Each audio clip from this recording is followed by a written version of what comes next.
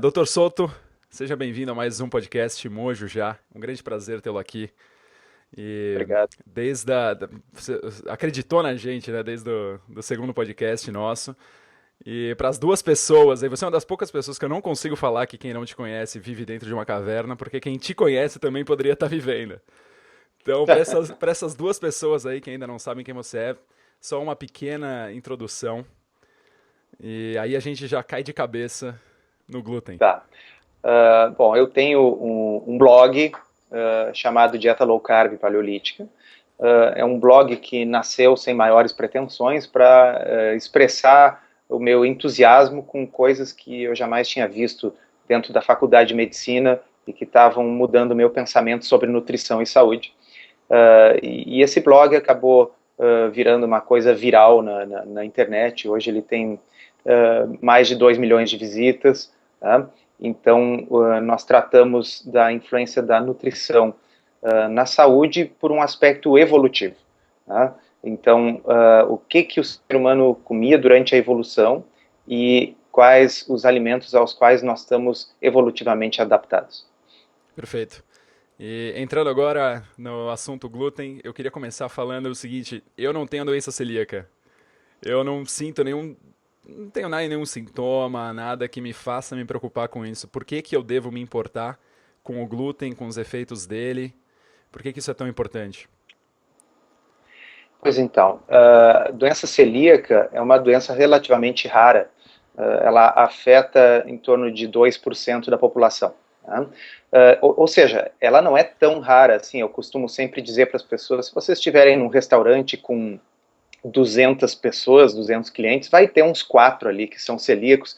Portanto, não precisa ter vergonha de perguntar para o garçom se um determinado item contém glúten ou não, porque eles recebem essas perguntas todos os dias. Uhum.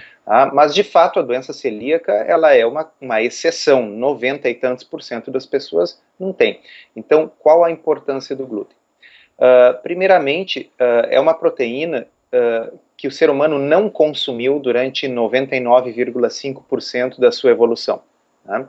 Então, ela é uma coisa nova. Eu sempre gosto de explicar assim, tá, mas se estava na Bíblia, as pessoas já comiam pão, como é que é novo? O pão nosso, né? Então, assim, a escala de tempo que nós falamos quando nós abordamos algo do ponto de vista evolutivo não é a escala de tempo dos livros e da escrita, é a escala de tempo geológica, tá certo? Aonde 6 mil anos, 8 mil anos, não é nada, foi ontem, né? Nós estamos Uhum. falando numa evolução que tem mais de 2 milhões de anos. Então, o glúten ela é uma proteína nova a qual nós estamos nos expondo. Tá? É bem verdade que provavelmente algum grau de adaptação já houve nesses milhares de anos, mas nós temos muitas evidências sobre as quais nós vamos conversar hoje, de que boa parte de nós não está bem adaptado. O fato da pessoa poder viver com algo não significa que aquilo lhe faça bem, tá certo? Nós que moramos em grandes cidades, nós vivemos com poluição e nós conseguimos viver até os 80 anos de idade respirando ar poluído. Uhum. Isso significa que o ar poluído é bom para nós? É aquela. Talvez a ausência de doença não significa que a gente está no nosso melhor, né? Exatamente, ou talvez o fato de nós conseguirmos sobreviver não significa que Uhum. nós consigamos viver bem. E a gente está falando agora, a gente tem visto muitas notícias sobre o glúten, muitas coisas sem glúten. E sempre foi assim? Ou só agora que a gente descobriu que esse glúten faz tão mal assim? Ou ele teve alguma mudança nos últimos anos que fez, que alterou a composição dele? Ou que ele é o mesmo glúten que a gente tem consumido por esses 6, 8 mil anos? Ou teve alguma coisa nos últimos anos que modificou? Eu diria que sempre houve um mercado, sempre houve, não, desde a descoberta da doença celíaca, tá certo? Foi uma coisa descoberta depois da Segunda Guerra Mundial, até então não se sabia por que que aquelas pessoas iam emagrecendo, definhando e morriam, né? Então sempre houve, desde a descoberta da doença celíaca, um mercado, mas era um mercado de nicho, era um mercado pequeno destinado às pessoas com doença celíaca, que para quem nunca ouviu falar, é uma doença grave de intolerância total ao glúten, onde o glúten leva a uma virtual, destruição da mucosa do intestino e a pessoa não consegue mais absorver os alimentos, tem diarreia, tem dor abdominal, etc. Então, essas pessoas portadoras dessa doença iriam em casas especializadas comprar os seus produtos sem glúten. No entanto, à medida que começou a se espalhar a notícia de que existem intolerâncias não celíacas ao glúten, pessoas que se sentem melhor e realmente doenças que melhoram com a retirada do glúten, isso começou a ser propagado na mídia. Então, hoje existe um boom do assunto dieta sem glúten. A outra parte da sua pergunta é interessante. Será que o glúten que nós consumimos hoje é o mesmo que se consumia nos tempos da Bíblia? Com certeza não. O livro que explora isso muito bem, esse aspecto histórico, é o livro Barriga de Trigo, que está traduzido desde o ano passado, tem nas livrarias, o autor é William Davis. Tá? Nesse livro ele explica que o trigo original, a planta que os nossos antepassados consumiam na antiguidade, ele era uma planta, uma gramínea com 14 cromossomos, ok? Muito diferente daquele com 42 cromossomos que nós consumimos hoje, que foi produzido através de entrecruzamentos nesses milhares de anos, mas na década de 1950 houve um projeto para tentar produzir um trigo melhorado. Eu sempre me arrepio quando a gente tenta produzir um alimento melhorado, né? Isso costuma ter consequências não antecipadas. Tá? Não havia ainda engenharia genética nessa época, era por entrecruzamento de várias espécies. Então foram cruzadas espécies de trigo diversas com outras espécies de gramíneas e algumas que nem eram trigo. Tá? Então o número porque o glúten não é uma coisa só. O glúten é um grande conjunto de proteínas, é uma família de proteínas. Então uma pessoa poderia, teoricamente, reagir a um tipo de glúten e não reagir a outro. No momento que a gente tem uma gramínea, que é o trigo moderno, que combina o glúten de incontáveis espécies por entrecruzamento, a chance de que qualquer um de nós reaja a isso é muito maior.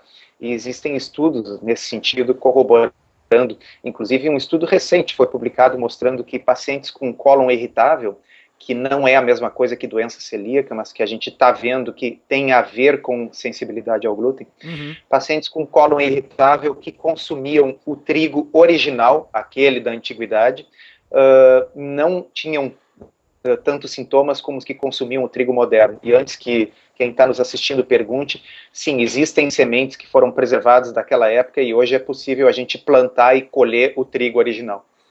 Caramba. E, então, vamos só deixar de uma forma clara aqui, não sei o grau das pessoas de conhecimento sobre o assunto, glúten, trigo, outros grãos. Qual é a diferença, o que é cada um deles, para saber o que a gente está conversando? Bom, quem já mexeu em cozinha, já tentou fazer pão, bolo, essa coisa, o glúten é o que dá aquela característica típica da farinha de trigo, é o que permite que o pizzaiolo gire a massa redonda no dedo sem que saia tudo voando para os lados. Isso, exatamente. Tá?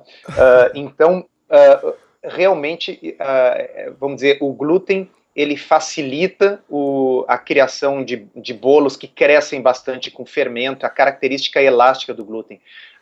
Né, o termo vem do grego, significa cola. Né? Glúten significa cola. Então, é a proteína que está presente no trigo, mas ela está presente também no centeio, na aveia, na cevada. Tá? Então, vários cereais contêm glúten. Então, qual seria? Você falou que muitas proteínas que a gente tem contato hoje quando a gente ingere o glúten, elas não estavam lá antes. Quais são essas proteínas e das piores, quais são? Vamos começar a entrar nos efeitos do glúten. Não, então assim, o glúten sempre esteve presente desde que o ser humano começou a comer estes cereais. O que acontece é que há vários tipos de glúten e eles muitas vezes hoje estão combinados no mesmo grão. Então, se a pessoa tem a reatividade a um tipo, talvez não tivesse reatividade a outro, mas quando eles estão todos no mesmo grão, a chance de reagir é maior. Bom, mas afinal, qual é o problema do glúten? Já que ele, pelo que nós falamos até agora, ele só serve para fazer massas gostosas e fáceis de moldar. Aham. O glúten, ele faz parte do mecanismo de defesa da planta contra os predadores. Tá? Então, o glúten serve para provocar alterações na mucosa intestinal, de modo a convencer aquele herbívoro que está comendo aquela planta a ir comer outra planta, tá? Pela sensação desagradável, vamos dizer, que ele vai ter depois de comer muito daquela planta específica. Uhum. Essa é a função do glúten. Tá? E alguns de nós toleram melhor, outros toleram pior, mas o que é muito comum é o seguinte: exceto as pessoas que têm doença celíaca, que ao consumirem o glúten ficam imediatamente doentes, nós vamos falar aqui sobre várias doenças crônicas que vão se desenvolvendo no decorrer de anos, ok? E que a pessoa não faz o link com o glúten. Tá? Então, vamos dizer, por que alguém fuma? Se a pessoa fumasse e desenvolvesse câncer de pulmão amanhã, ninguém fumaria, tá certo? Mas a pessoa fuma, obtém prazer com aquilo, enfim, e ela vai adoecer daqui a 20 anos, tá certo? Uhum. Então, e quando ela adoecer, bom, até meados do século passado, as pessoas adoeciam e elas não imaginavam que estavam adoecendo por causa do cigarro, porque não é uma coisa imediata, tá certo? Precisou a epidemiologia para mostrar que uma coisa estava relacionada com a outra. E você falou que o glúten ele tem essa defesa contra o ser que está ingerindo ele, que não tem o intestino correto para digeri-lo. Só que é o contrário que a gente vê hoje. Na verdade, a gente come glúten e a gente quer comer mais. Por que a gente sente essa diferença hoje em dia? E só, assim, é algum problema com a gente? Ou é a forma como a gente ingere esse glúten? Então, o mesmo autor, o Davis, ele cita uma pesquisa que mostra o seguinte, que uma das proteínas do glúten, que chama gliadina, quando ela é digerida parcialmente, os peptídeos, os pedaços dessa proteína, que são absorvidos para a corrente sanguínea, eles se ligam a receptores, que são os mesmos receptores da morfina no cérebro. Então aquilo provoca um prazer, o cara fica alto, sabe? Como se tivesse consumido uma droga. Sei bem, me dá uma pizza que eu sei bem. Então, quando a gente diz que a pessoa fica em abstinência porque parou de comer trigo, isso talvez reflita um fenômeno real. E existe um estudo que está referenciado no livro, onde pessoas comedoras compulsivas, né, receberam um bloqueador, um inibidor dos receptores opioides, dos receptores aos quais a morfina se liga. E isso já fez com que elas consumissem 400 calorias a menos, mostrando que era o efeito, era o prazer de droga mesmo que o glúten provocava, que estava fazendo com que elas comessem a mais. Uhum. Então, essa sensação de prazer da exorfina, da gliadina que abre. Vamos entrar um pouco mais nesse conceito da gliadina. Eu estava tentando, inclusive, eu estava conversando com uns amigos ontem sobre esse assunto, e eu acho interessante a gente colocar um pouco mais profundo, porque é difícil a gente, não é defender uma posição, mas as pessoas estão interessadas em saber um pouco mais a fundo. O que fazer, a maioria das pessoas já entende na paleo, na low carb. Eu acho que essa parte um pouco mais técnica, quanto mais a gente convive com essas ideias, mais base a gente tem até para seguir o que a gente quer seguir e também para falar com as pessoas. Então, entrando um pouco mais na gliadina, como que ela funciona, qual que é a causa dela e o que a gente sente quando a gliadina entra em ação. A gliadina é a principal proteína do glúten. Tá? A gliadina é a proteína a qual os celíacos em geral reagem, ok? Tem ponto de vista imunológico.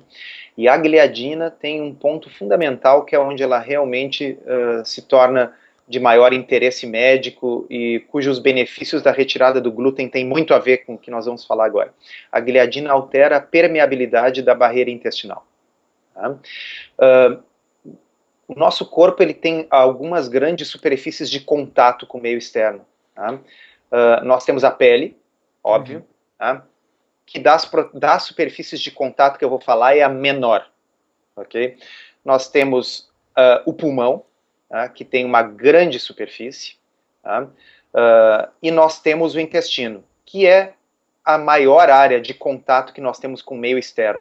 Eu sei que falar em intestino e dizer que isso é meio externo parece uma coisa confusa, mas o fato é que nós podemos imaginar o nosso trato intestinal como um tubo que começa na boca e termina no ânus, tá? E o que está passando por dentro desse tubo não está dentro do nosso corpo. Nosso corpo é aquilo que fica entre o intestino e a pele, ok? Entre o intestino e a pele existe É um conceito um pouco difícil de entender, mas vamos lá. Entre o intestino e a pele existe um sanduíche que somos nós, ok? Se nós pensarmos num churros, ok? Entre aquele açúcarzinho que tem do lado de fora e o doce de leite que tem dentro, aquilo ali é o nosso corpo, tá bem? Perfeito. Bom, então, o intestino é uma superfície que, se fosse completamente aplainada, ela cobriria assim, uma quadra de tênis, é uma superfície muito grande. Tá? E, em virtude disso, 80% do nosso sistema imunológico está localizado no intestino. Tá?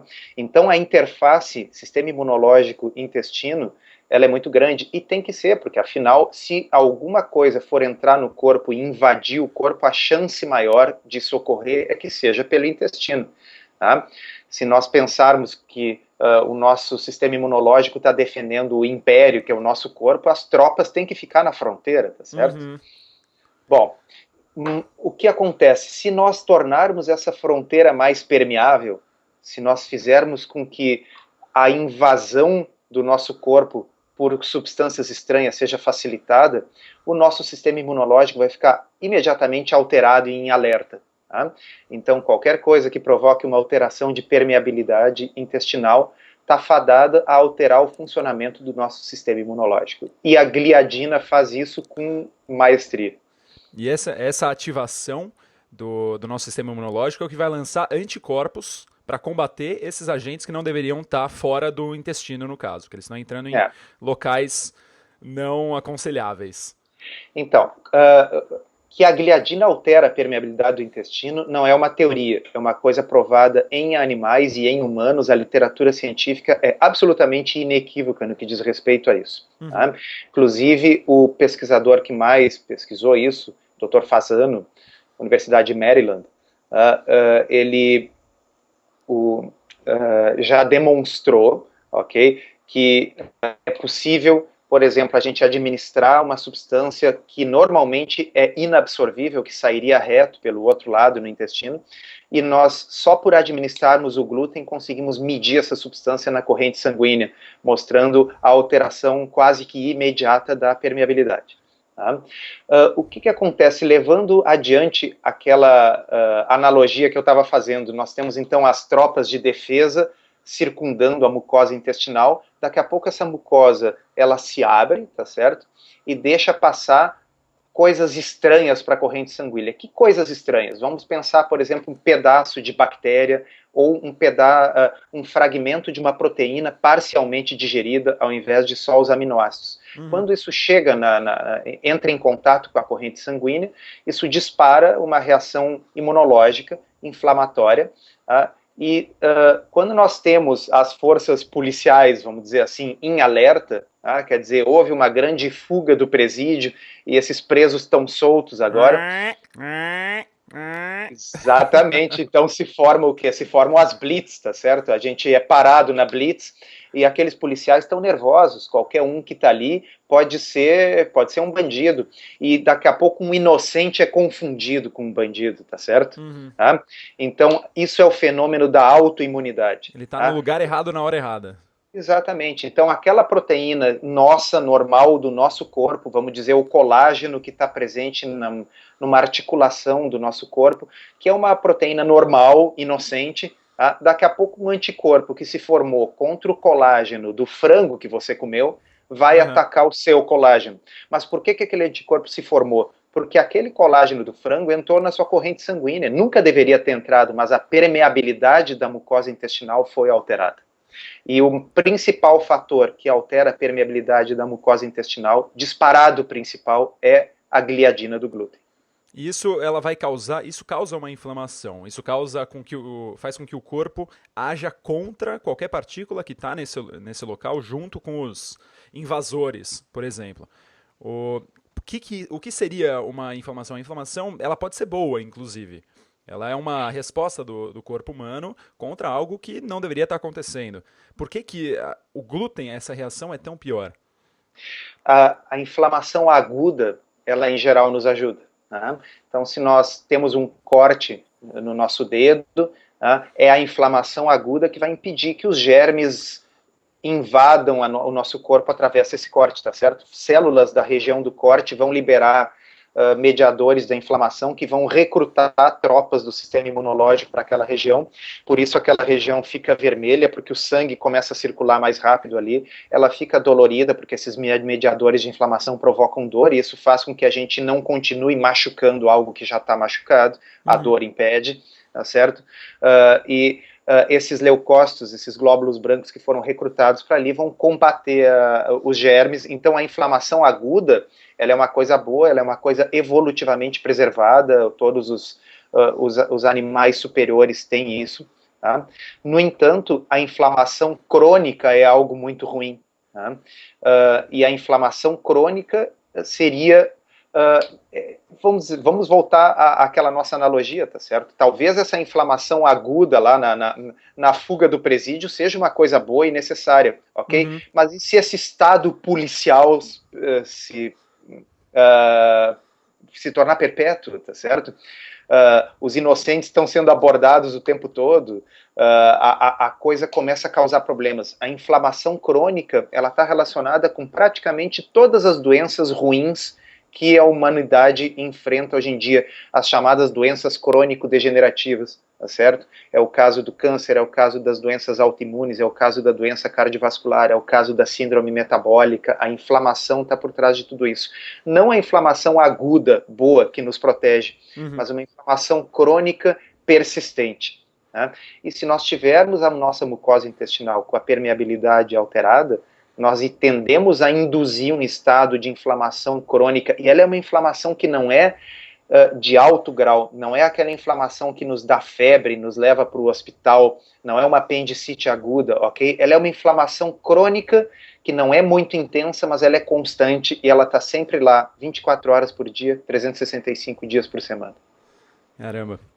E essa permeabilidade da mucosa, ela atinge exatamente quais partes do corpo humano? Porque você falou, sai do intestino, entra na corrente sanguínea, a partir daí pode acontecer praticamente qualquer coisa? Quais são os principais problemas que ela pode causar? Então, a coisa inicia no intestino, ok? Mas uma vez que a gente tem essa inflamação crônica, ela é uma inflamação crônica sistêmica, quer dizer, no corpo inteiro. Então, vê bem, vamos de novo diferenciar. É diferente da situação do paciente celíaco, que tem anticorpos contra o glúten, tá? E ele vai ter uma reação no intestino contra o glúten, vai ter uma diarreia severa, etc. Não é disso que nós estamos falando. Nós estamos falando de uma pessoa que come o seu pão e não sente nenhum efeito intestinal, ok? E que está ouvindo isso aqui dizendo agora, bom, isso não se aplica a mim, porque eu como pão, como pizza, isso não me dá nada. Tá? Então, não é doença celíaca que nós estamos falando. Nós estamos falando que isso vai alterar a permeabilidade do intestino e isso vai produzir um estado de inflamação sistêmica no organismo. Tá? E essa inflamação vai ser uma inflamação que vai se manifestar à distância. Tá? Então, a pessoa pode ter o acúmulo de gordura no fígado, porque essa é uma resposta que ocorre por causa dos mediadores de inflamação. Nós temos estudos em animais mostrando que se nós injetarmos os mediadores químicos da inflamação, o animal acumula gordura no fígado e desenvolve resistência à insulina. Então eu não preciso do glúten para provocar isso, mas o glúten provoca inflamação que, por sua vez, através desses mediadores, provoca isso. Se eu injetar só os mediadores, eu vou ter o mesmo efeito. Esses mediadores são injetados na corrente sanguínea? Na corrente sanguínea, tá? Mas eles são produzidos e liberados na corrente sanguínea pelo consumo do glúten, ok? Eu posso ter patologias autoimunes, como a gente falou antes, formar anticorpos, e esses anticorpos se confundem com as proteínas que estão na nossa dieta versus as nossas. Se eles atacarem a articulação, eu vou ter uma artrite, mas se eles atacarem a pele, eu posso ter um eczema ou posso ter uma psoríase. Se eles atacarem as vias aéreas, eu posso ter asma ou posso ter rinite. Se eles atacarem os vasos sanguíneos, eu vou ter inflamação nos vasos sanguíneos, que é uma coisa altamente relacionada com doença cardiovascular, ok? Então, as manifestações são múltiplas e, obviamente, ninguém aqui está sendo ingênuo de dizer que o trigo é o único causador de todas essas coisas, ok? Não é. O cigarro, por exemplo, produz inflamação dos vasos sanguíneos e esse é o motivo pelo qual ele aumenta a incidência de doença cardiovascular. Inflamação, cigarro não tem nada a ver com colesterol, ok? Se eu tiver estresse crônico, o estresse crônico está ligado a doenças cardiovasculares, porque ele libera mediadores da inflamação, tá certo? O estresse agudo, fugir de um leão, é uma coisa que nos protege durante a evolução da espécie. O ser humano nunca teve um estresse crônico como nós temos hoje. O estresse crônico libera mediadores da inflamação, e isso está relacionado a uma série de patologias crônico-degenerativas. O que nós estamos dizendo aqui é que o pão não é inocente nessa história, que o glúten, ele também pode, por um mecanismo de alteração da permeabilidade intestinal, provocar inflamação crônica. Além disso, na questão de envelhecimento, a gente está falando que as coisas do glúten, elas demoram para a gente ter o resultado na maioria das pessoas, principalmente as que não são celíacas. Com relação ao envelhecimento, com relação a melhoras que as pessoas... Agora, vamos sair da parte de evitar doenças.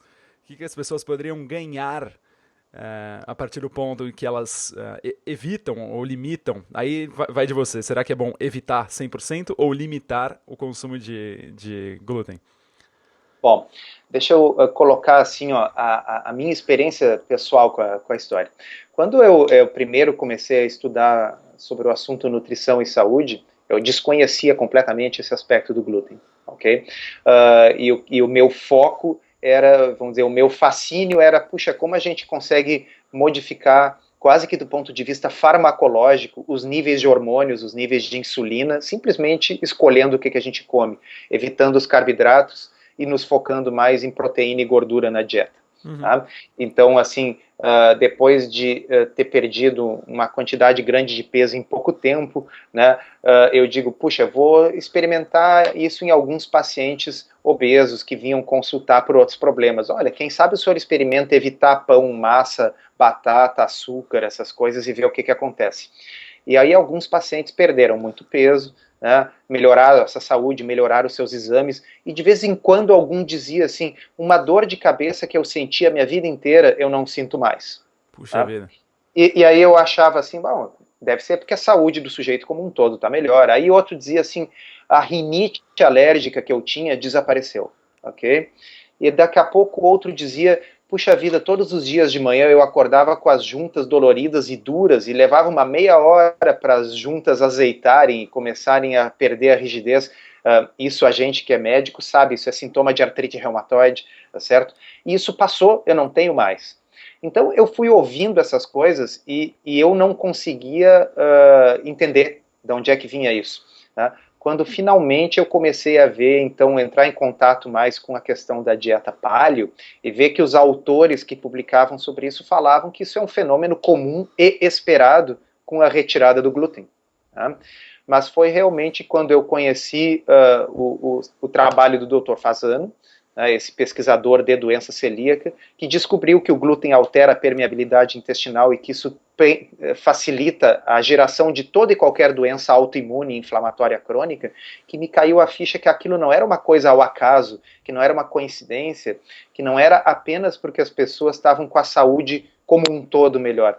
É porque quando eu mandava essas pessoas retirarem carboidratos da dieta, sem me dar conta, eu estava mandando elas retirarem o glúten também. Okay? Então, nada na medicina é uma panaceia, tá certo? Não existe nenhuma intervenção isolada que vai curar todas as doenças ou melhorar todas as pessoas. Dito isso, nós estamos falando de uma intervenção simples, que não tem nenhum risco, que não tem nenhum efeito colateral e que pode ajudar muita gente e para a qual a medicina tradicionalmente não tem nenhuma resposta. Tá?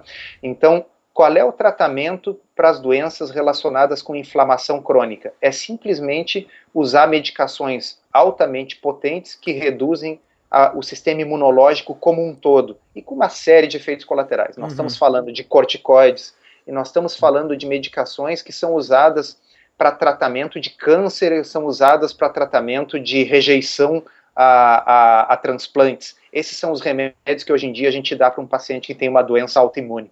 Nós damos, são medicamentos com riscos grandes e com efeitos colaterais grandes. Qual é o risco que nós temos em dizer para uma pessoa, experimente ficar 30 dias sem comer glúten? Comparado com o que eu acabei de dizer, tá certo?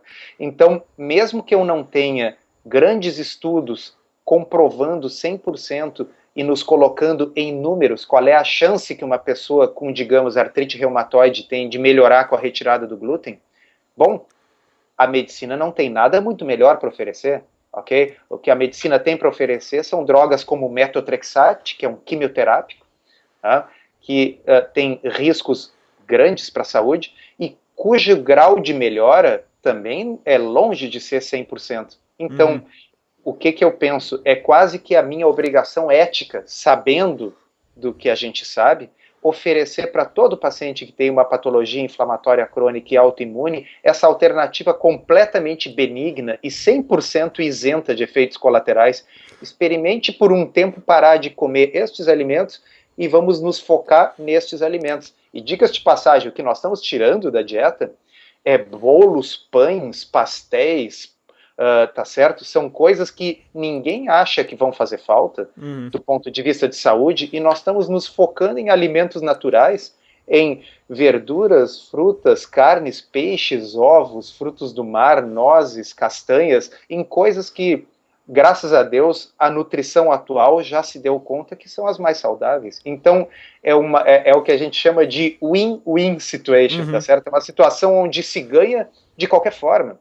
Na pior das hipóteses, a doença autoimune pode não melhorar, mas a pessoa vai ficar mais saudável, vai perder peso e os seus exames vão melhorar. E na melhor das hipóteses, ela vai se livrar de um problema de anos, para o qual a medicina convencionalmente oferece soluções muito ruins e que lidam apenas com os sintomas e não com a causa.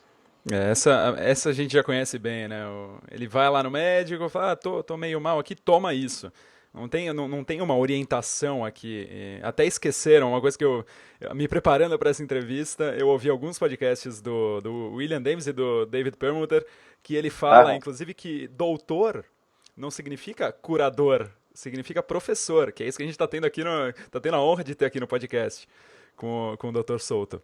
E essa mentalidade de não vou mudar nada, me dá a pílula mágica, me dá um band-aid que eu vou colocar aqui para curar, que acaba sendo uma coisa, você convive com essa doença crônica e você nem se desenvolve mentalmente para mudar os hábitos, porque, querendo ou não, depois que você coloca um hábito novo na sua vida, você sabe que você é capaz de mudar, você sabe que você é capaz de melhorar, você sai do outro lado um pouco mais fortalecido também. Entrando na parte cerebral um pouco, eu queria, na verdade, conversar sobre a epigenética um pouquinho. Que quanto mais a gente entra nisso, mais a gente vê que, eu não sei nada dessas coisas. E é demais. Você vai pesquisando, você vai vendo e tal. Uma coisa que eu percebi lendo é que a gente consegue mudar, basicamente, a expressão dos nossos genes. E essa alteração de comida que a gente tem, só pelo fato de retirar o glúten, e exercício e sono, que são os outros dois que colocam, já dá uma boa mudada na expressão dos nossos genes. Então aquela coisa de, não, eu tenho isso porque meu pai teve, porque minha mãe teve, então eu não tenho nada que eu possa fazer, ou eu tenho chance de ter Alzheimer. Isso já está caindo por terra hoje em dia. Eu gostaria de saber uma visão medicinal sobre isso e linkado ao glúten. Nós vamos entrar no mundo da especulação, ok? Nada contra, mas só para deixar claro. Tá? Vamos explicar uma coisa para o ouvinte, assim. Lembra quando, uns anos atrás, se falou da clonagem da ovelha Dolly, ok? E eles clonaram a ovelha através de uma célula, se não me engano, de uma glândula mamária da ovelha. Tá? Então, a pergunta é, por que eu pego uma célula da glândula mamária da ovelha e consigo criar uma ovelha e não vou criar apenas uma mama de ovelha? Ok? Porque todas as células do corpo, seja da ovelha, seja nossas, elas têm todo o DNA para formar o nosso corpo inteiro. Tá? Isso é sabido, tá certo? Cada uma das nossas células tem cópia de todos os nossos genes todos os nossos cromossomos. Você vai ter que mandar uma célula sua para fazer uns clones seus aí, viu, doutor? Tá bom. A pergunta é por que que as células do corpo então conseguem, ou como elas são diferentes e especializadas? De que forma um neurônio é diferente de uma célula do fígado, de um hepatócito? Já que elas têm exatamente os mesmos genes, elas não deveriam ser todas iguais? Então, há décadas se sabe que a expressão dos genes é diferente em diferentes células. Tá? Então, os genes expressos nas células que vão virar neurônios não são os mesmos genes que são expressos nas células que vão virar um hepatócito. Tá? Então, alguns genes são ligados e outros são desligados. Tá? Então, a epigenética ela estuda isso, como alguns genes podem ser ligados e outros ser desligados. O que a epigenética estuda é o fato de que isso acontece não apenas nas nossas células somáticas, ou seja, nas células do nosso corpo, mas isso acontece nas nossas células germinativas, naquelas que vão dar origem aos óvulos e aos espermatozoides, tá certo? Então, alguns genes que poderiam estar ligados na sua mãe, no seu pai, de acordo com a forma como você vive, de acordo com influências externas, eles podem passar a ser desligados no seu corpo ou vice-versa. O que muda muito o nosso conceito mendeliano de genética, tá certo? Então, assim, nós aprendemos na escola que existia uma escola de pensamento que era assim, se eu cortar o rabo de um animal por várias gerações, talvez os filhotes comecem a nascer sem rabo. Tá? E na realidade Mendel mostrou que não, que os genes é que contém a informação que o animal tem que ter o rabo, e não importa quantas vezes eu corte o rabo, os filhotes sempre vão nascer com rabo. Tá? No entanto, a coisa não é tão simples assim. É possível, e isso às vezes é uma coisa até assustadora, porque, por exemplo, nós temos evidências de que se a mãe de uma criança tiver maus hábitos de saúde, tiver uma saúde ruim, isso influencia a saúde da criança e influencia a saúde dos netos dessa mulher, né?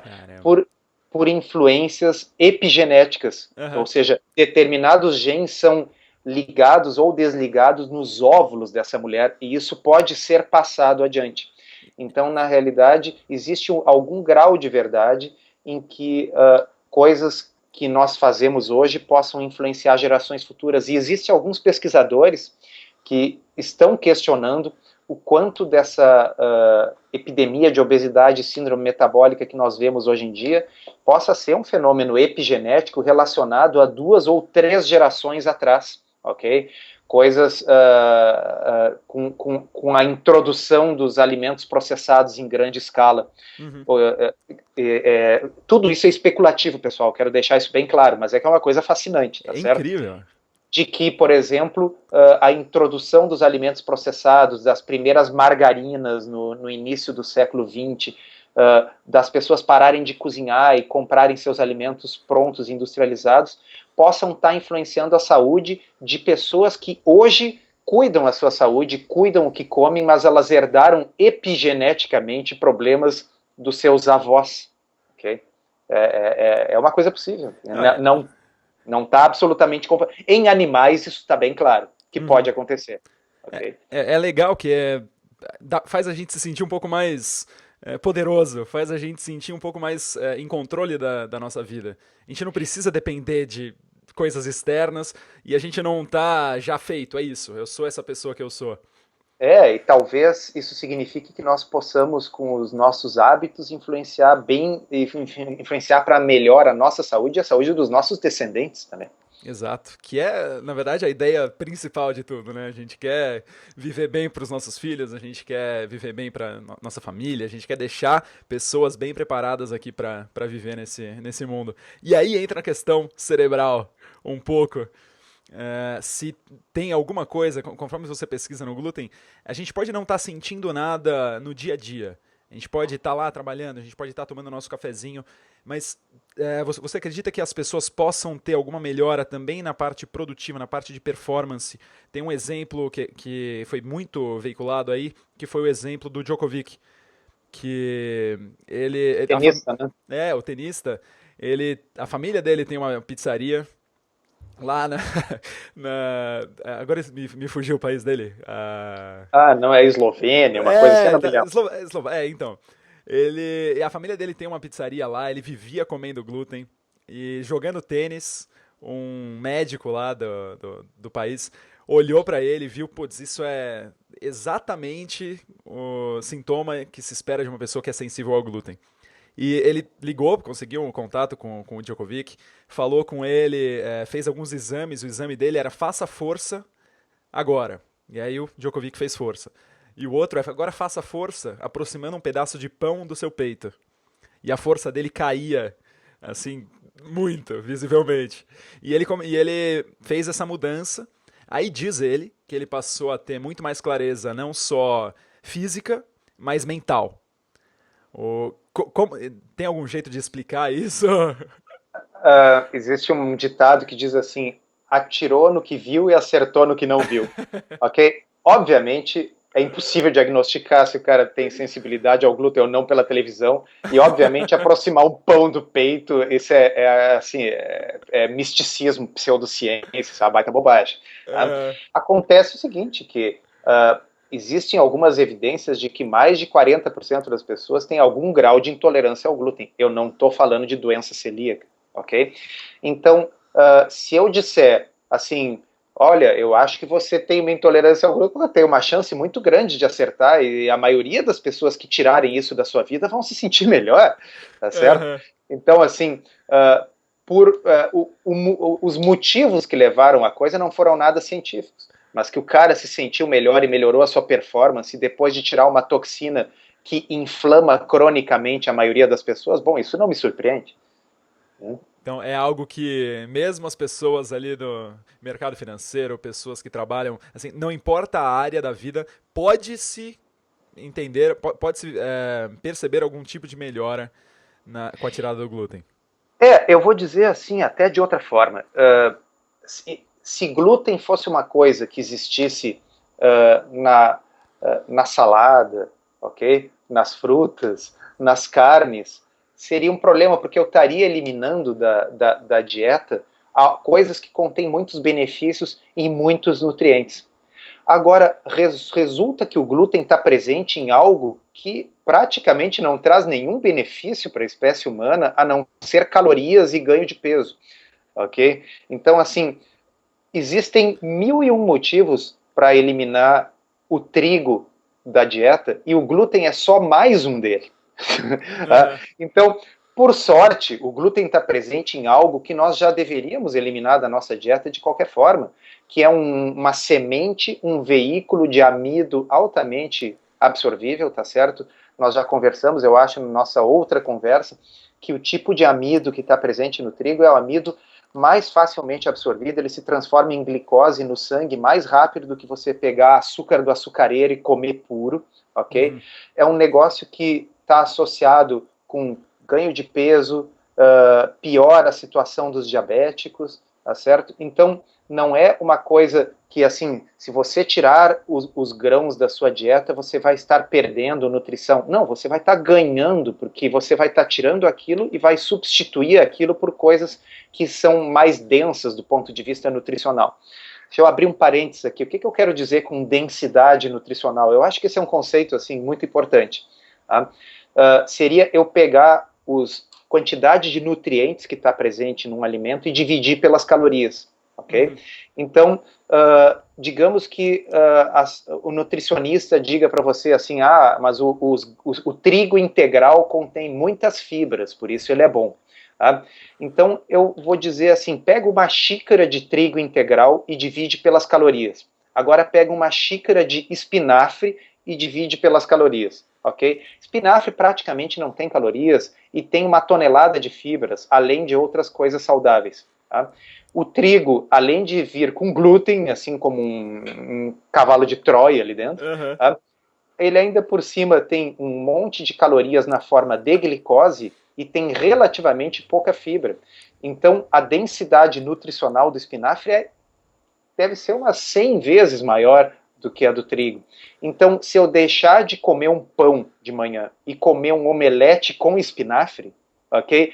A densidade nutricional desses 2 cafés da manhã é um troço, assim, vastamente diferente. Fora que o pão, 1 hora depois eu vou estar com fome, fora que o pão vai elevar a minha insulina, que é um hormônio que vai facilitar o armazenamento de gordura, enquanto que aquele omelete com espinafre, além de ser a glória do sabor, tá certo? Uhum. Vai me deixar saciado até as 2 da tarde, tá? E não vai mexer farmacologicamente com os meus hormônios, facilitando o armazenamento de gordura.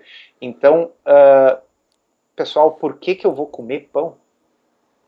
Pão, eu costumo dizer, pode até ser erroneamente, mas eu gosto de falar para os amigos, pão é ração. Exato. É alguma coisa. Assim, eu já coloquei no blog, repito de novo, e aliás, a frase original não é minha, é do Jared Diamond, que é o autor de Armas, Germes e Aço, um livro muito interessante, mas ele coloca assim, aquilo que é bom para a espécie não é necessariamente bom para o indivíduo, Uhum. ok? Então, de fato, é impossível sustentar 7 bilhões de pessoas no mundo sem ser com ração, ok? Então a gente planta trigo, cereais, soja em grande escala, ok? Para alimentar todas essas bocas com ração. Não é a dieta ideal, ok? Mas, poxa vida, vamos dizer, se eu tenho um cão em casa, o ideal era dar carne para ele, tá certo? Ah, mas eu não tenho dinheiro para dar carne para o cachorro. Ah, bem, eu vou comprar aquela ração. Uhum. Tá? Então, não há dúvida que para a espécie humana, a agricultura foi uma coisa fantástica, que permitiu, assim, que a espécie humana se tornasse esse parasita do planeta que é e povoasse o mundo inteiro com muito mais pessoas do que o ambiente é capaz de sustentar. Agora, isso é ruim para o planeta e é ruim para a saúde dos indivíduos, embora, mais uma vez, aquele conceito que nós falamos, né? O que permite que você sobreviva não é a mesma coisa que permita que o indivíduo tenha saúde. Uhum. Né? Mas, enfim, né? Assim, eu lembro do livro do Paul Jamy, né, do Perfect Health Diet, que ele fala de duas coisas que fazem com que você sinta fome. Aí eu posso estar equivocado, posso estar esquecendo de alguma, mas era comer poucas calorias, comer menos da sua dieta que você tem feito antes de entrar numa paleo ou low carb. E a outra era realmente comer muito desse tipo de alimento, porque você não vai estar tendo todos os nutrientes que você deveria ter, então você vai sempre ter um pouco mais de fome. Que aí aquelas propagandas que a gente vê, não vou entrar em mérito de marcas, mas é impossível comer uma só. Por que é impossível comer uma só? Porque ela não te supre em nada. Você está colocando caloria vazia para dentro. Por isso você não consegue comer uma. Agora tenta comer ovo com espinafre. Quanto É. você consegue comer? Não dá. O exemplo que eu sempre uso em consultório, em consulta, é assim, se eu pegar a garrafinha de Coca-Cola, tem 200 calorias de açúcar ali. Tá? 3 ovos cozidos, 3 ovos têm aproximadamente 200 calorias também. Se eu beber 200 calorias de Coca-Cola, isso não me mata a fome em nada, aumenta a minha fome, mata no máximo a sede por um tempo, Uhum. ok? Agora, se eu comer 3 ovos cozidos, eu não vou pensar em comer de novo por um bom tempo. Então, calorias, eu li em algum autor, eu achei sensacional isso, o corpo não tem um receptor nas células para calorias, ok? Calorias é uma abstração física. Uhum. O que as nossas células veem é os níveis de hormônios, tá certo? Então, esses hormônios dizem para as células fazer uma coisa ou outra. O nosso cérebro, o nosso hipotálamo é o que vai determinar isso. Uhum. Tá? Então, se eu beber gasolina, a gasolina tem um monte de calorias, mas isso não tem um efeito sobre os hormônios. As nossas células não vão acumular gordura porque eu bebi calorias na forma de gasolina. Uhum. Tá? Então, não existe receptor para calorias. Ok? É muito legal.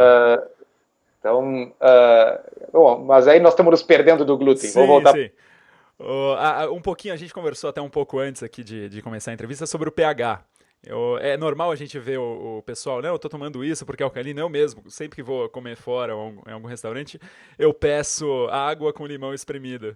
E aí eu queria sua visão sobre isso, sobre os efeitos do glúten na alcalinização, no pH do organismo. E o pH, só colocando aqui em meios pra galera entender, que é o pH, ele faz com que ocorram reações químicas. Reações químicas ocorrem em uma faixa de pH que bom, aí acho que o doutor pode colocar um pouquinho melhor.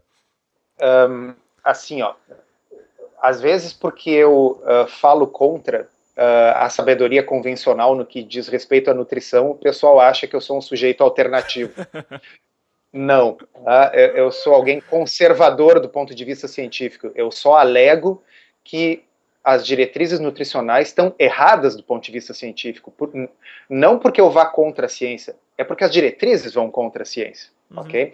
Então, assim, eu não acredito em curas energéticas pelas mãos, tá certo? Eu não acredito em horóscopo, tá? Então, assim, a história do pH é uma coisa propagada em meios alternativos de saúde e tal.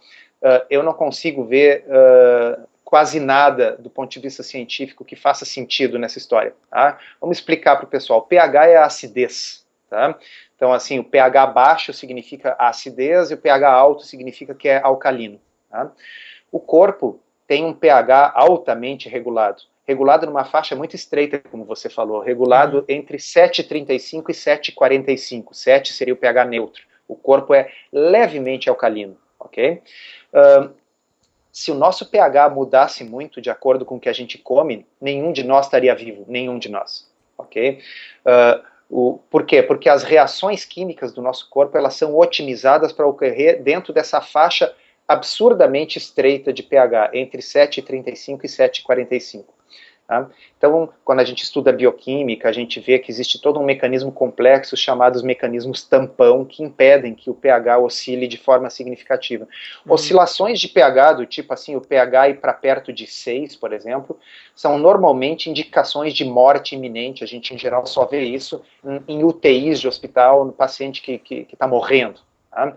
Então, eu posso comer uma coisa que tem um pH 3 ou 4, ok, altamente ácida, ou eu posso consumir uma colher de bicarbonato de sódio misturado na água, que tem um pH altamente alcalino, ok?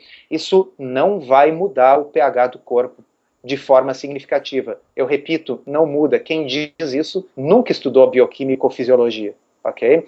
Então, e tem que ser assim, porque senão, como eu já disse, todos nós morreríamos. Qualquer bicho na natureza, quando ele sente cheiro de comida, ele vai lá e come, ele não mede o pH antes para saber. O corpo tem flexibilidade metabólica para mexer com isso. O pH ele tem importância na seguinte situação. Tá? Pessoas que são formadoras crônicas de cálculo renal, por exemplo, são muitas vezes pessoas que têm uma urina muito ácida, ok? Um dos mecanismos pelos quais o corpo mantém o pH estável é porque se a pessoa consome ácidos em excesso, o corpo bota esses ácidos para fora, como CO2 na respiração, mas fundamentalmente como acidez na urina. Tá? Então, o corpo mantém o seu pH estável às custas de acidificar a urina. E uma urina mais ácida, ela torna, por exemplo, o ácido úrico menos solúvel, facilita a precipitação de cristais de ácido úrico, pode facilitar a formação de cálculos. Então, para pacientes que têm um certo tipo de cálculo renal, é interessante alcalinizar a urina. Isso se obtém consumindo alimentos mais alcalinos ou que alcalinizam mais, como é o caso do limão, tá certo? Eu sei que o limão é ácido, mas ele é um ácido fraco e o citrato do limão acaba se comportando como um alcalinizante da urina. Tá? Vegetais, frutas tendem a alcalinizar a urina, grãos como trigo, carne, tende a acidificar a urina, mas eu estou falando, pessoal, da urina. O pH do corpo, ele não muda significativamente em quem não sofre de insuficiência renal crônica grave, tá? A gente fazendo hemodiálise, esse tipo de coisa. Tá?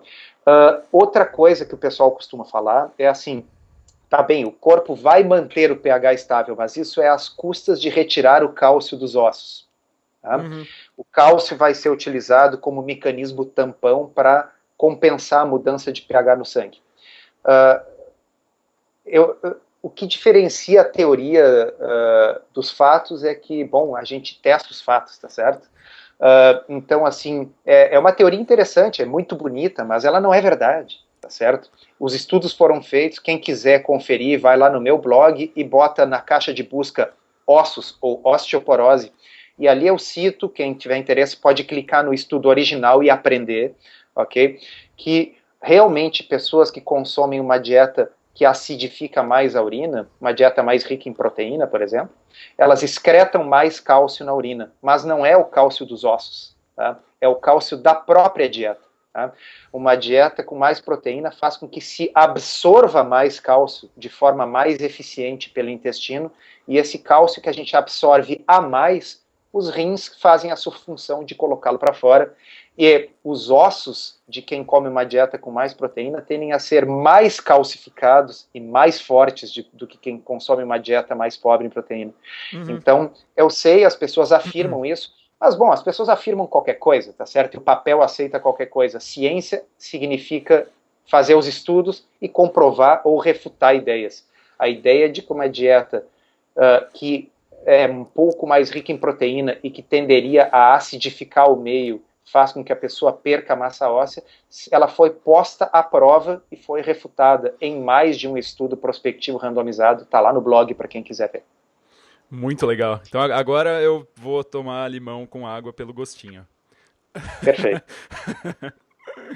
Não, e veja bem, é bom para evitar cálculos renais. Também, exato. E doutor, só acho que o último assunto aqui seria gordura visceral. Seria se tem alguma diferença no estoque de gordura que a gente tem comendo coisas que ativam a insulina, que já foi falado da amilopectina A, não sei se foi citado isso, do glúten, que é mais fácil de ser digerida, então o pico de insulina é maior. Se tem alguma diferença para quem quer emagrecer, se ela vai perder aquela localizada, famosa localizada, ou alguma coisa nesse sentido. E aí a gente já conclui. Pois assim, a gordura visceral, que é aquela gordura que envolve os órgãos, tá certo? Então, assim, envolve os intestinos, os órgãos abdominais, ela é uma gordura altamente inflamatória. Olha a inflamação de novo aí. Existe estimativa de que quase a metade das células presentes nessa gordura não são células de gordura, são leucócitos, são glóbulos brancos. Defesa. Tá? Que fabricam um monte de mediadores inflamatórios. Eu não quero ser muito técnico aqui, mas mediadores inflamatórios inclui nomes esquisitos como interleucina 6, fator de necrose tumoral, prostaglandinas, são uma série de substâncias que têm um efeito hormonal no corpo para orquestrar uma reação inflamatória no corpo inteiro. Tá? Então, por isso a gente vê que essas pessoas que têm a gordura visceral, elas tendem a ter marcadores sanguíneos de inflamação elevados. E isso causa o caos no corpo, como a gente já explicou lá no início do podcast. Mas ela é uma seta de duas vias. Tá? Não só a gordura visceral aumenta a inflamação, mas a inflamação aumenta a gordura visceral. Okay? Aumenta a deposição de gordura especificamente ao redor dos órgãos. Tá? Então, comer um excesso de alimentos vai nos fazer engordar? Pode ser, mas comer alguns alimentos vai nos fazer engordar mais e mais nas vísceras. Tá? Eu tô sentindo te fazer uma pergunta aqui, que a gente ouve muito falar de é retenção de líquido. Sim. Tem alguma coisa a ver com isso também ou não? Olha, até tem, porque na realidade a inflamação retém líquidos. Tá? E, por outro lado, o hiperinsulinismo, a insulina cronicamente elevada, também retém líquido ao nível dos rins. E todo mundo que já tentou fazer uma dieta cetogênica tem a experiência de perder grande quantidade de líquido nos primeiros dias, né? Especialmente as mulheres relatam que a aliança ficou solta no dedo, que as pernas e os pés desincharam. Então, realmente, assim, a baixa da inflamação e da insulina do corpo faz com que a pessoa urine alguns litros a mais nos primeiros dias que estavam retidos. Tá? Então, essa é uma expressão que ela tem um fundamento fisiológico. Mas voltando à questão do trigo, então se eu consumo trigo, eu vou estar favorecendo o acúmulo de gordura visceral de duas formas. Uma delas é pela elevação da insulina, uma elevação porque os níveis de glicose produzidos pelo trigo são muito grandes. Você citou a amilopectina. A amilopectina é a forma como o amido está presente no trigo. É a forma mais fácil de digerir, de mais rápida digestão, ou seja, é quase uma injeção de glicose na veia. Próxima vez que você vê assim um diabético que está passando mal com hipoglicemia, ao invés de dar um docinho para ele, dá um pãozinho que é mais rápido. Tá? Bom, e a outra coisa é aquilo que nós falamos, a gliadina do glúten, ela altera a permeabilidade da mucosa intestinal e isso aumenta a inflamação, independentemente da questão da insulina, e vai facilitar com que o acúmulo de gordura ocorra nas vísceras. Existe uma coisa chamada síndrome metabólica, que nós já conversamos, eu acho, no outro podcast, um conjunto de alterações que inclui a gordura visceral, mas inclui gordura no fígado, o HDL, que é o colesterol bom, baixo, os triglicerídeos elevados, a glicose elevada, tá certo? A pressão alta, tudo isso faz parte da síndrome metabólica. E o autor que postulou isso na década de 80, numa famosa palestra na Sociedade de Endocrinologia, este autor, ele já na época, ele disse, existe um fator que está por trás de todas essas alterações, que é a insulina elevada, tá certo? Então, a gente sabe isso há décadas, isso não é uma novidade. O problema é que, como nós estávamos falando antes, a medicina, ela tem tratado medicamentosamente os sintomas, tá certo? Então, o que a medicina faz com a síndrome metabólica é tratar a pressão alta com um remédio, tratar a glicose alta com outro remédio, tratar os triglicerídeos elevados com mais um terceiro remédio, tá? E assim por diante. E pegar aquela dieta, que é a dieta que fez a pessoa engordar, e dizer, você tem que continuar comendo a mesma dieta, só que menos e a cada 3 horas, tá certo? Então, é uma coisa que absolutamente não faz sentido, tá certo? Seria como o Gary Taubes, no livro dele, dá um exemplo. Se nós pegássemos uma pessoa que tem um tumor que fabrica hormônio de crescimento, é o caso dessas pessoas que têm gigantismo, né? Pessoas que crescem muito além de 2 metros de altura, e eu dissesse que a solução é essa pessoa comer menos e se exercitar mais, porque aí ela gastando calorias, ela vai parar de crescer. Tá? Eu tenho que retirar aquele tumor que está produzindo hormônio de crescimento em excesso. Se eu fizer a pessoa passar fome, de fato ela vai interromper o crescimento dela, mas isso é uma forma absurdamente burra de fazer a pessoa parar de crescer, fazer ela passar fome. Se eu tenho uma coisa que está estimulando a minha insulina 10 vezes acima do normal, que é o consumo excessivo de carboidratos, é uma coisa burra fazer a pessoa simplesmente cortar o consumo dos alimentos de uma forma generalizada e entrar num estado catabólico de falta de comida para fazer com que a pessoa pare de engordar, quando eu poderia simplesmente intervir farmacologicamente nesses hormônios. E quando eu digo farmacologicamente, não é dando uma pílula. Os alimentos que nós consumimos são remédios, tá certo? Eu posso comer 100 calorias de um alimento que vai elevar 10 vezes a minha insulina, ou eu posso comer 100 calorias de um outro alimento que não vai ter esse efeito. É usual aí a gente ouvir muito nos Estados Unidos o pessoal falar que isso é algo extremamente novo, foi postulado agora há pouco tempo, 2000 anos atrás, por Hipócrates, que a comida seja o seu remédio. E outra coisa, o que é extremamente novo e os efeitos desastrosos estão para todo mundo ver é a moda, eu vou usar a palavra de novo, é a moda da dieta de baixa gordura, ok? Essa é uma moda que foi instituída por políticos, pelo governo americano, na década de 70, foi propagada sem ter base em ciência. A ciência, em 2014, mostra que isso é um troço que não tem nenhum cabimento, ok? E o que nós tivemos foi um experimento sem nenhum precedente histórico na população do mundo inteiro, onde nós mandamos um monte de gente comer uma dieta que nunca foi a dieta da espécie humana, e nós estamos tendo 2/3 da população adoecendo, ficando com sobrepeso, síndrome metabólica, diabetes, em virtude desse grande experimento, dessa moda louca de retirar a gordura natural dos alimentos e passar a comer carboidratos no seu lugar. Sem dúvida. Então, já chegando aqui no final, alimentos sem glúten completamente liberado, doutor. Completamente liberados. E eu diria o seguinte, as pessoas, volto a dizer, as pessoas têm muita facilidade de testar coisas arriscadas e de imaginar na sua cabeça que os riscos não são tão grandes. E as pessoas parecem ter muita dificuldade de implementar, quiçá que seja por 30 dias, uma mudança de estilo de vida, cujo risco é zero, ok? E que pode lhe trazer um benefício. Eu faço um desafio ao nosso ouvinte aqui, ao nosso espectador, retire o glúten completamente da dieta por 30 dias e veja o que acontece. Se não houver nenhuma mudança, volte a comer, não há risco, não há nenhum risco, tá certo? Então as pessoas experimentam tomar remédios perigosos, fazer coisas arriscadas, mas parece que parar de comer esse alimento é um pecado. Mudar de hábito é sempre a coisa mais difícil, né, da população.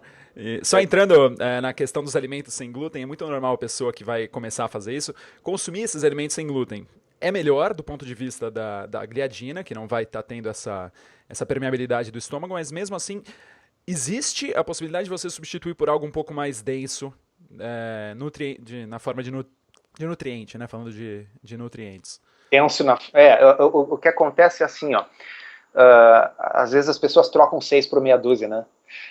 Então, tá, vou fazer uma dieta sem glúten por 30 dias. Então, primeira coisa, vou numa loja de produtos para celíacos e vou fazer um estoque de biscoitinhos sem glúten, pão sem glúten, chocolate sem glúten, tá certo? Então, assim, o glúten não é a única coisa no mundo que não é boa para a saúde, tá certo? Cigarro também não tem glúten, tá bem? Então, assim, é possível ter uma dieta péssima e chegar ao final desses 30 dias mais gordo e mais doente do que você estava, se substituir os alimentos com glúten por outros alimentos altamente processados, altamente cheios de açúcar e cheios de amido, cheios de proteína isolada de soja e produtos e adoçantes e etc. Então, paleo diz respeito a uma dieta evolutivamente sintonizada com o ser humano, baseada em comida de verdade, tá certo? Então, eu estou sugerindo trocar o pão do café da manhã não por um pão sem glúten, cheio de soja transgênica e açúcar, tá certo? Eu estou sugerindo trocar por ovos, por um peitinho de peru, ok? Por um iogurte com uma fruta, tá certo? Então, eu estou sugerindo trocar o macarrão, ok? Não é por um macarrão sem glúten feito de farinha de arroz que vai elevar a insulina tanto quanto, talvez não altere a permeabilidade intestinal da mesma forma, mas eu estou sugerindo por trocar isso por um salmão com alcaparras, com salada, por frutos do mar, por camarão, por ovos com carne, entendeu? Por salada, comida de verdade, pessoal, comida, coisas que os nossos bisavós reconhecessem como comida, não coisas que vêm dentro de caixas com rótulos, com ingredientes impronunciáveis, tá certo? Prometo que agora é a última pergunta. É difícil te largar, doutor. A gente foi conversado aqui antes que a gente tem várias superfícies de contato com o meio externo. Então, a gente falou do estômago, que é a maior, a gente falou da pele, que é a menor, inclusive. Onde mais a gente poderia ter preocupação de ter contato com glúten em alguns produtos que a gente não tem noção que possam ter glúten? E se isso é tão importante quanto a ingestão do glúten? Eu tenho a impressão que esses contatos através de cosméticos, por exemplo, eles são mais relevantes para quem é celíaco mesmo, que tem a imunidade contra o glúten. Então, existem produtos, vamos dizer, muitas vezes quando a gente vê num produto, nos ingredientes ali, amido modificado, tá? Às vezes aquele amido modificado é amido de trigo, tá? Contém glúten.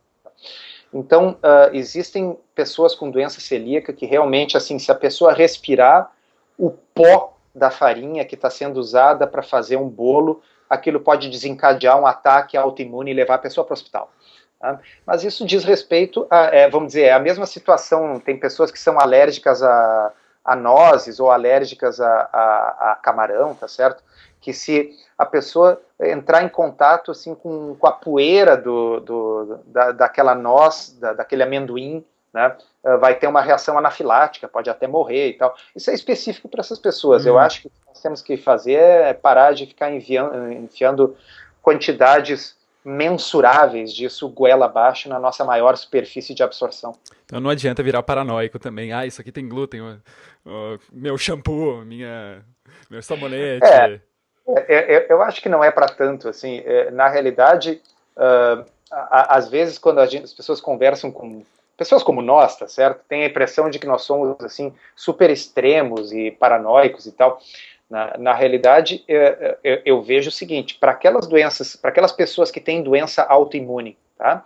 Se a pessoa tem uma psoríase, parou de comer glúten e a psoríase entrou em remissão, desapareceu. Como eu já vi, vou publicar no blog daqui a alguns dias um caso, tá, de um relato de um paciente. 19 anos tendo psoríase e nenhum tratamento funcionava, em um mês sem glúten, o cara estava 80% melhor. Caramba. Tá?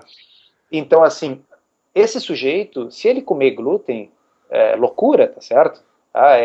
Porque basta uma vez, basta um pouquinho para desencadear o problema autoimune por semanas. Tá? Uhum. Então, essa pessoa tem que cuidar. Talvez eu, se fosse ele, não usaria nenhum cosmético que eu suspeitasse que tivesse, até porque a psoríase é uma doença de pele, né? Tá? Bom, já no caso de uma pessoa que não tem nenhum problema de autoimunidade, tá? Se a pessoa quiser fazer uma dieta paleo, mas uma vez na festa de aniversário da sua filha comer uma fatia de bolo, eu acho razoável, tá certo? Não vejo problema. Então, feliz ou infelizmente, nós não somos todos iguais e a forma como nós vamos abordar isso com diferentes pessoas é diferente. O glúten é uma coisa que não agrega nada na saúde de ninguém, mas ele é muito pior para alguns do que para outros. Uhum. Aquela que eu tava até comentando, tem um amigo meu que fala, eu tenho medo de parar de comer glúten, parar de comer pão de queijo, porque se eu perceber que eu funciono melhor sem comer essas coisas, eu vou ter que parar de comer. Dá uma boa notícia pro teu amigo, pão de queijo não tem glúten, o pão de queijo é feito com polvilho. Oh, isso é muito bom. Tá?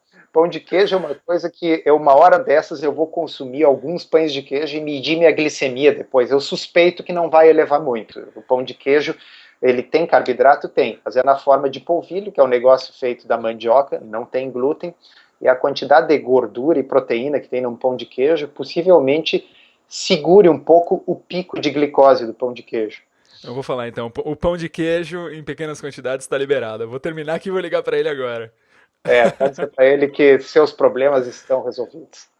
Doutor Souto, muito obrigado. Falar de novo, é difícil te largar, é difícil parar essa conversa, tem tanta coisa, dá para ir tão profundamente com você. E quero te agradecer mais uma vez pelo teu tempo. Eu sei que é difícil, eu sei que a gente tem visto como esse assunto tem crescido, como você tem sido requisitado por aí. Muito obrigado, é sempre um prazer falar com você. Tô, assim, em êxtase, como sempre. E é isso. O papo é muito bom, eu agradeço o convite também, e se a gente não parar, eu sou capaz de falar por 3 horas. Então tem que interromper mesmo. Sem dúvida. Muito obrigado, doutor Souto. Até a próxima. Um abraço. Um abraço.